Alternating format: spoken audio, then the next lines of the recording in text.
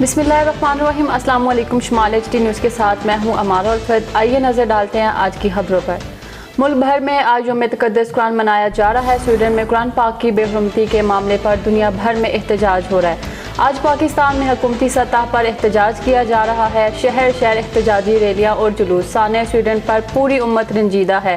कुरान पाक की हुर्मत की बात हो तो हम सब एक हैं।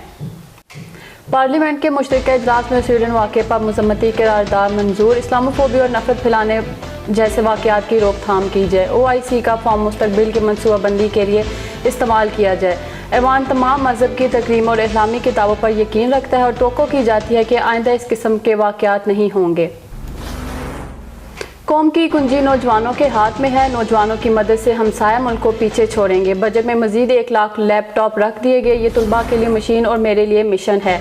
मौका मिला तो 1 लाख की जगह 1 करोड़ लैपटॉप दूंगा। वज़ीर-ए-आज़म शहबाज शरीफ का कन्वेंशन सेंटर इस्लामाबाद में खिताब। नौजवानों को 5 अरब रुपए के ज़रिए कर्जे देने का भी ऐलान किया।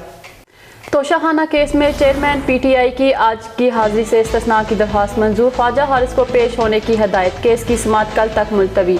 दूसरे 7 मुकदमात की अबूरी जमानतों में चेयरमैन PTI की 21 जुलाई तक तोसी। सीनियर स्पेशल जज एंटी करप्शन पंजाब की अदालत में समाअत। जज ने कहा कि 14 जून से लेकर आज तक शामिल तफ्तीश क्यों नहीं हुए। आइंदा अगर लाहौर में मौजूद हुए और कोर्ट में पेश ना हुए तो जमानत खारिज कर दी जाएगी। फवाद चौधरी पर आज फर्द जुर्म आयद ना हो सकी। सरकारी मुलाजमीन को उकसाने के केस में फवाद चौधरी के वकील ने केस की तफसीलात फराहम करने की दरख्वास्त दायर कर दी। एडिशनल सेशन जज की तरफ से फरीकान को नोटिस। आइंदा समाअत पर हाजिरी यकीनी बनाने की हदायत। जस्टिस मुसर्रत हलाली ने बतौर सुप्रीम कोर्ट जज ओहदे का हल्फ उठा लिया। Chief justice of Pakistan Umar Ata Bandial ने हल्फ लिया। तकरीब हल्फ बर्दारी में बार के वकला और जजेस की शिरकत। जस्टिस मुसर्रत हलाली जस्टिस आयशा मलिक के बाद दूसरी खातून जज बन गई। NHA की गफलत नाराम में बटल पुल तामीर न होने की वजह से एक और नौजवान जिंदगी की बाजी हार गया। नथिया गली एबटाबाद का रिहायशी 21 साला नौजवान मुनीर बटल कट्ठा अबूर कर रहा था कि तेज पानी में बह गया और जिंदगी की बाजी हार गया।